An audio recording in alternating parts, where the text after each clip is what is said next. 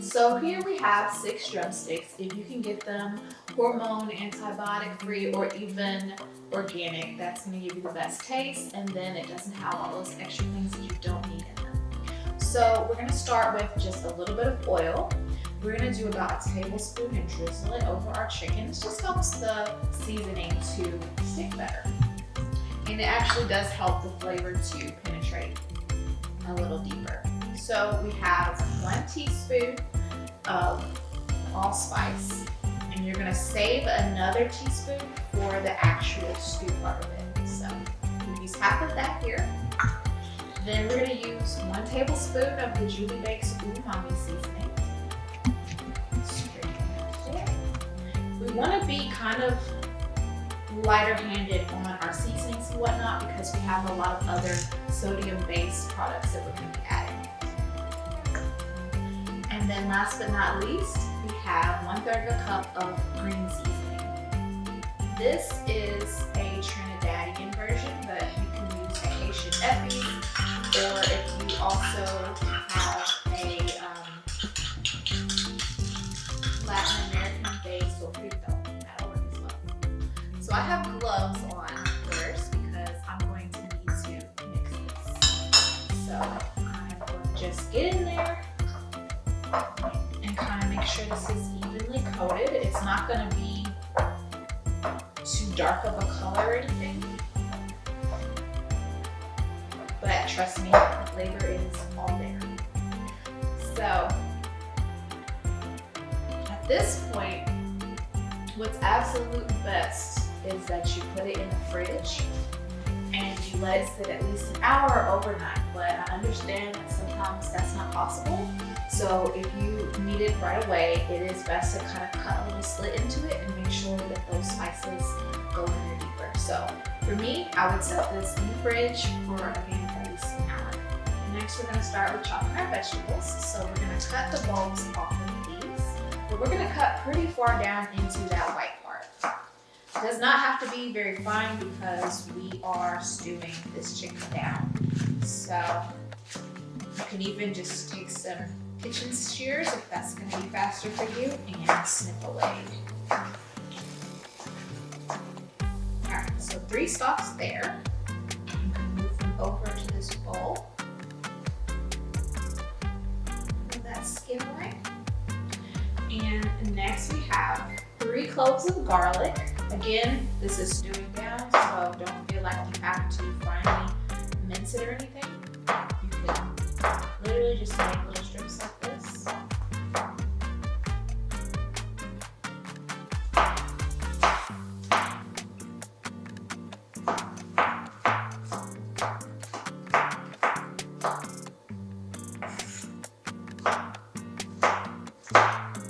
Okay, so I've got my garlic. Moving that out of the way as well. Next up, I have my cilantro. So you want to get as much of the leaves as possible, but in cases like this, I know a lot of people are not used to stems. I do not like to waste any of that flavor. So I don't have a problem with the stems. If you only like the leaves, then of course do what you need to do. But for me, I'm not going to waste any of it.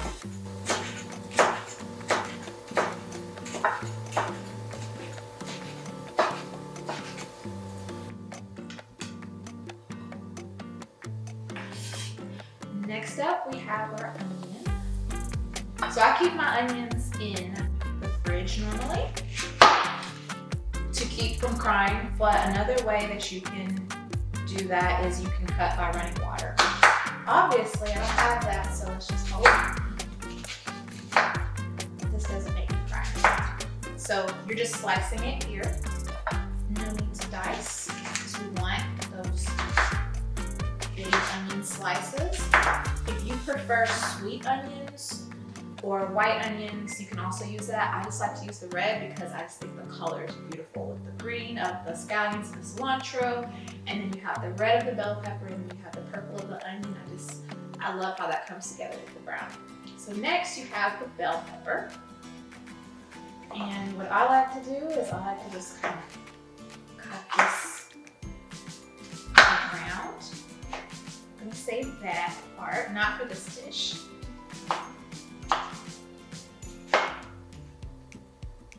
And I'm just about to cry from that onion. So we're gonna just cut this in strips, just like the onion. I'm gonna actually turn it over. This is the chop.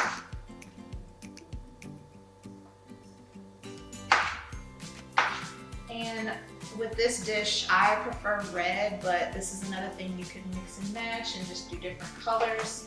Yellow works very well with this. Green does have a little bit more of a bitter taste, but if that's what you prefer, you can also do so. So this is all of my vegetables chopped up, and now we're ready to go to the stove. So now's the point when it all comes together. I have my stove on medium high, and I have a little bit of oil here. You can do olive oil, you can do vegetable oil, canola oil, whatever you'd like. You're gonna put a little bit of it in here. It's best if you do have a pair of tongs, that will come in handy. And I'm just taking the chicken and I'm putting it in here. Now, traditionally with brown stew chicken, a lot of people will go ahead and put their sugar in at this point. I found that it's hard to make sure that that sugar doesn't completely burn and make the stew bitter, and that when I added it afterwards, there wasn't really a difference in taste. So as long as you're making sure that your skin browns here, then you'll be just fine to add it later.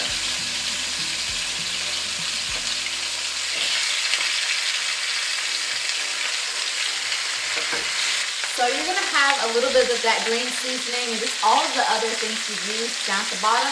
Go ahead and save that. Once this chicken is done browning, we're not cooking it all the way. We are returning it to here to cook our vegetables, then to cook everything together. So don't throw this out and just keep your bowl handy. So we're gonna do about 5 minutes on each side. The important thing is that that skin gets really brown chicken. So we're not trying to cook it. It's gonna cook when it stews, but we really want that really pretty brown color. So we'll just turn it over and check it every once in a while. So we're not quite there.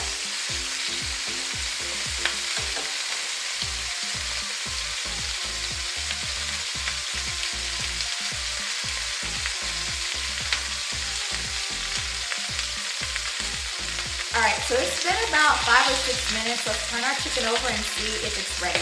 We want it to have a nice, pretty brown color. Yes.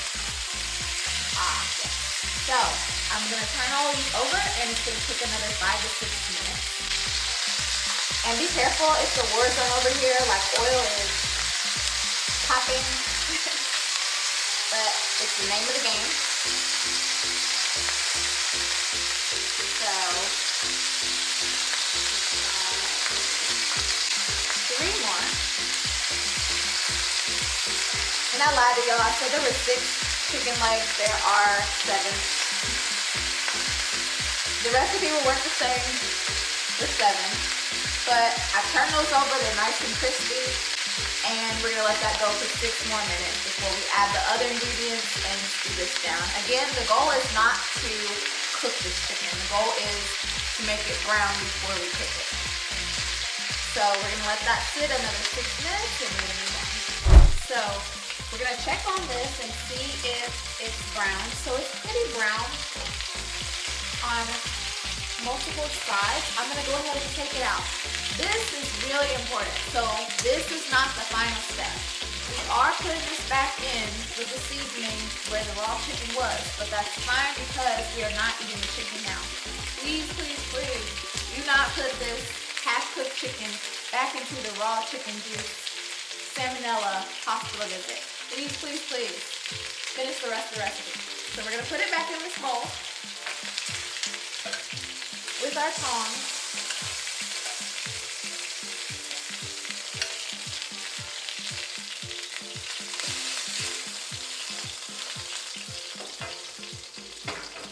At this point, I'm gonna turn my heat down just a bit. It's on medium high. I'm gonna do about medium low. That chicken actually soaked up a lot of that oil. So I'm gonna add maybe just a teaspoon more. before I add some of my vegetables. So another thing is a lot of times you'll see a recipe and they'll tell you to add the garlic first and they'll put it in the oil. To me, that just burns the garlic and it gives it a bitter taste. So we're gonna add it all together and it's gonna scream at you. So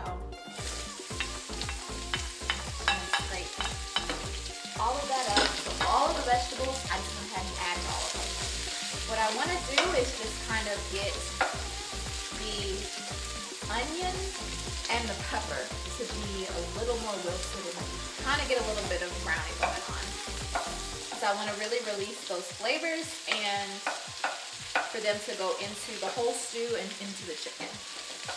I don't want to cook them so much they become mushy and you can't really taste them. I'm going to add just a little bit more oil. But I do want some of those juices to be released.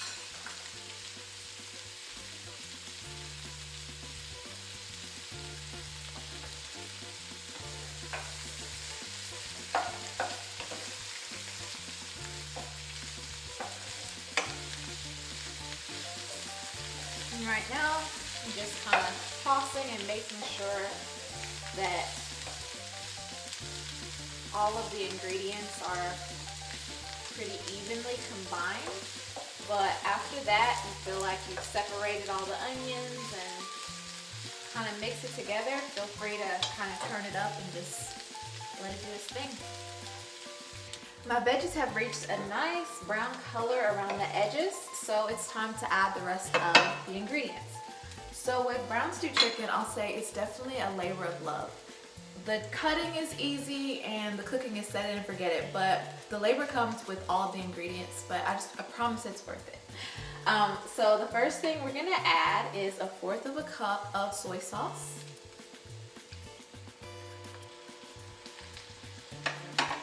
So that other teaspoon of allspice, we're gonna go ahead and add that as well. I have a tablespoon of freeze-dried thyme. You can use fresh thyme as well. We're gonna add about a tablespoon of browning sauce. This is optional, but it just helps to deepen that flavor.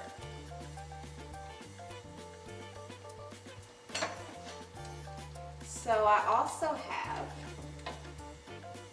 this is caldo de tomate con sabor de pollo, which is basically a chicken bouillon that is tomato and chicken flavored. So I cut this up. I do use the Knorr flavor. It's a little squishier than the others.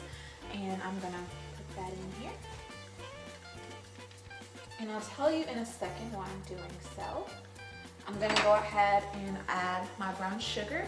This is about, I'd say, 1/3 cup, maybe a little more than that. And I add more sugar as I go, but I like to start with about 1/3 cup, 2/3 cup.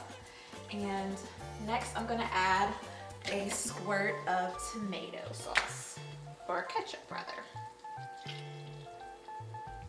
Add that around. You can do tomato paste, you can do actual tomato sauce, but in this case ketchup works very well. It is a tomato based dish, at least the way that we fix it in my family. So this is my secret ingredient. If you don't have this, you can use regular vegetable broth, chicken broth, or beef broth, works really well. But I like to use pho broth, which is actually a Vietnamese based type of dish. But I like the flavors that it adds. It makes it that much more aromatic. I think it's more the star anise that's in it that really helps kick up that flavor. So for me, this is the type of broth that I'm adding, but this one happens to be vegetable based, so that is why I'm adding that chicken bouillon with the tomato flavoring, just to kind of make up for some of that umami taste that's gonna be kind of lacking. So this is 4 cups that I'm adding to that. So again, if you're not able to find the pho broth, then you can use a chicken stock, a beef stock, or any type of vegetable broth that you like. So at this point, I am going to just stir these ingredients together. It's gonna be sort of watery, of course, because you're not stewing it down just yet. I just want to make sure all of those ingredients are nice and incorporated. It's going to have that nice deep brown color to it. So I'm going to go ahead and turn up my heat to about medium high. And now our chicken, which we haven't eaten yet because it's not cooked, and we're going to add that back in here. And we want the liquid to at least come over half of the chicken leg. If it doesn't completely cover them, it's not a crazy big deal, but we do want it to cover it. It helps it to cook faster, and it helps all of those flavors to marry into one another. And I said we don't waste, so we're going to take the rest of the seasoning and things that came off of the chicken, and it's okay because we are cooking it. So yes, this came from the seasonings and the chicken that we had, but we're cooking it all, so it's all fine. So my last thing, once I bring this up to heat, is I add my bay leaf. And so I'm gonna bring this up to a boil. Once it goes to a boil, I'm adding the lid, and I'm gonna let it do its thing for about 45 minutes to an hour or more, depending on what type of texture you want. So now that I've reached a boil, I'm gonna put my lid on. My heat is on medium high now. I'm gonna adjust it and turn it to medium low to simmer, and I'm gonna let that simmer for about 45 minutes to an hour or longer. I am using a ceramic pan, so if you notice with the chicken, even with browning that, it didn't stick very much. So if you have Teflon or cast iron, you're probably not going to be able to do that. So you want to be mindful at what type of temperature you're using for that, just so that you're not having to scrub dishes at the end of the day. So I'm letting this sit for about 45 minutes, and then I'm going to come back, and the stew is going to be much thicker. The chicken is going to be cooked all the way, and I'm going to actually be able to eat it without getting salmonella. So be back in just a second. So we're gonna have a look at the chicken, but beforehand I wanted to throw this in. If you have trouble finding the chicken cubes, you can also substitute with some onion soup mix. This works excellent in there. Just make sure that you're balancing out that sodium flavor. So you want to add maybe just a half a packet, but any of the seasonings that have sodium, you can pretty much sub this in, and like I said, just taste as you go. All right, let's have a look. So this has been cooking for a little over an hour at this point. It is starting to get where you can see some of the chicken is coming off of the bone. This is a great point to stop. Some like to cook it for even possibly 2 hours to where it's more of a shredded chicken taste. It's just whatever texture you would like. And I have to just say the smell is so aromatic. You smell that star anise. You smell the garlic, the onions, the peppers, the chicken, the tomato taste, like all of those flavors, you can just, all of those smells are just permeating the kitchen, permeating the atmosphere. So next we're gonna plate this so you can have a closer look. So this is a closer look at the final product. It is definitely fork tender. As you can see, we've got little pieces falling off of here. To me, this is the best time when you can still kind of hold the meat on the bone. So you're wanting to soak all that up in the juice, in the sauce. I'm gonna have a taste. So the best thing, I don't know, there's so many things about this. I know I've mentioned the star anise like 3 times, but this, it really brings out the flavors in this dish. You really want that spice in your cabinet. And I really encourage you to try the pho broth in just other areas of your cooking. You can taste the bell peppers, the cilantro, the garlic, all of that just comes together. This is amazing with some coconut rice, or even just some white jasmine rice that you make in your rice cooker, and some fried cabbage. But I'm not going to tell too much because you're going to see those definitely in future episodes. Thank you for tuning in. This was My Country Caribbean Kitchen.